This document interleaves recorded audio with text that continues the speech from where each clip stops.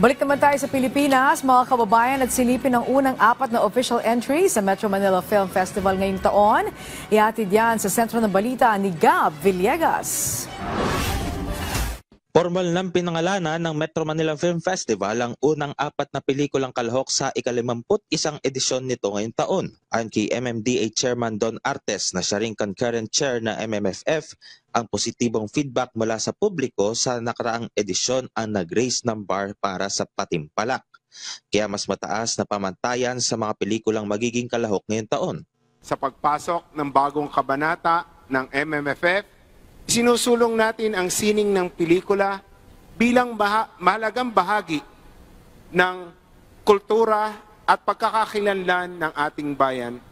Kaakibat ang adhikain ni Pangulong Ferdinand Marcos Jr. para sa bagong Pilipinas. Dagdag pa ng MMDA, paraan ang festival para ma-flex ang galing ng Pinoy. Sa bagong yugtong ito, nais po nating palawakin pa ang layunin ng festival bilang isang makabuluhang plataforma para maipakita ang malikhaing gawa ng Pilipino sa larangan ng pelikula ngayong taon.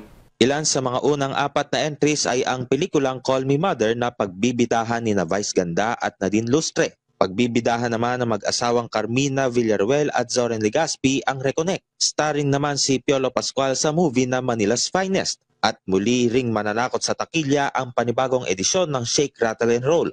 Ngayong taon, ang lungsod ng Makati ang magiging host para sa 51st MMFF. Dito rin naarangkada ang taunang Parade of Stars. Masaya po kami dahil napili ninyo dito sa lungsod namin isagawa ang MMFF ngayong taon. Umasa kayong aabangan namin.